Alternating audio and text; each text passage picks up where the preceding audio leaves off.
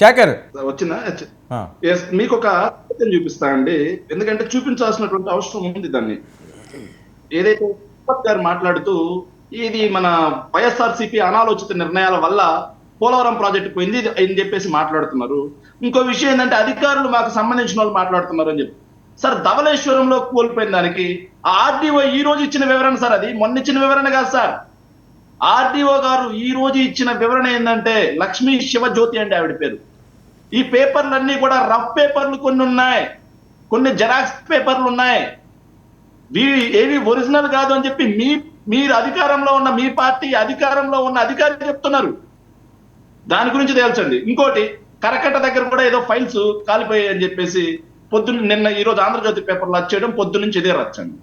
అక్కడ కూడా ఆర్డీఓ గారు వచ్చి అయ్యా బాబు ఈ వేస్ట్ పేపర్స్ బయట మీద తగలబెడుతున్నామండి. నిన్నటికి నిన్న పొన్నూరుదండి, పొన్నూరులో ఫైల్స్ మొత్తం మిస్ అయిపోయాయి అని చెప్పారు. తహసీల్దార్ గారు బయటకు వచ్చి ఏమీ పోలేదు, కేవలం మీడియా సృష్టి అని చెప్పారు. ఇది మొత్తం కూడా ఏంటంటే ఏదైతే మన అంటే సంపత్ గారు, సంపత్ రాజు గారు మాట్లాడుతూ వెరీ క్లియర్ గా చెప్పారు, ఏదైతే పోలవరానికి సంబంధించి నివేదిక వస్తుంది అని చెప్పి. నివేదిక రావటం కాదండి, ఆల్రెడీ వచ్చేసింది. సెంట్రల్ వాటర్ కమిషన్ కి నివేదిక ఇచ్చారు.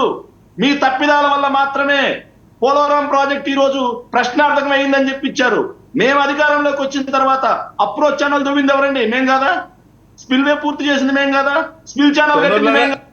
దానికి త్వరలోనే పరిష్కారం ఉంది, దానిలో త్వరలోనే పరిష్కారం ఉంది. ఎవరైతే అవినీతి చేశారో, ఎవరైతే చాతరాంతనంతో, ఎవరైతే అనాలోచన సంపత్ వెయిట్ అండి, అందరి మీద కూడా చర్యలు తీసుకుంటుంది కేంద్ర ప్రభుత్వం. ఏం భయపడవలేదు. ఓకే సంపత్ తంది ఆడియో బ్రేక్ అవుతుంది, మీరు మాట్లాడకండి. ఆయన ఆడియో బ్రేక్ అవుతుంది కదా. డిస్టర్బ్ చేస్తే మీరు ఎవరు మాట్లాడలేరు అక్కడ. నేను అంత డిస్టర్బ్ చేయగలను. దయచేసి ఎవరి వర్షం వాళ్ళు చెప్పండి. ఇంకో విషయం అండి, సో స్పిల్వే పూర్తి చేసింది స్పిల్వే ఎవరు? 2 డయాఫ్రమ్ వాల్స్ పూర్తి చేసింది ఎవరండి?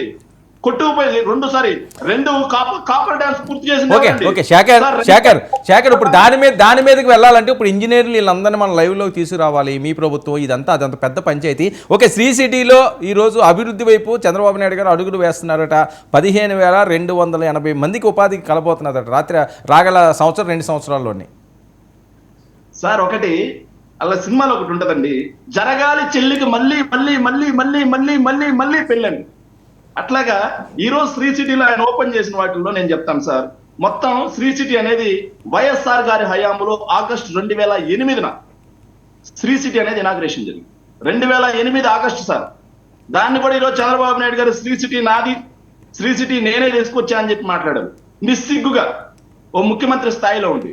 శ్రీ సిటీలో ప్రస్తుతం ఈ 70,000 మందికి ప్రత్యక్షంగా పరోక్షంగా ఉద్యోగాలు ఉంటాయండి.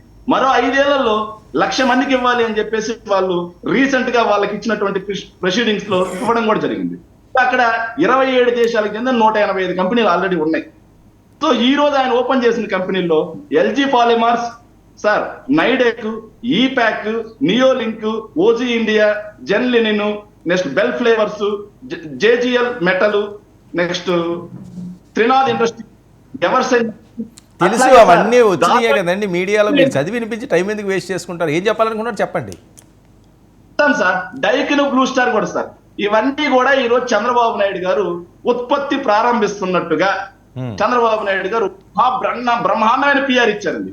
కానీ ఇవి మొత్తం జగన్మోహన్ రెడ్డి గారి ప్రభుత్వ హయాంలో స్టార్ట్ అయ్యి భూమి పూజ పూర్తి చేసుకొని అవి ఉత్పత్తి కూడా ప్రారంభించిన కంపెనీల్ని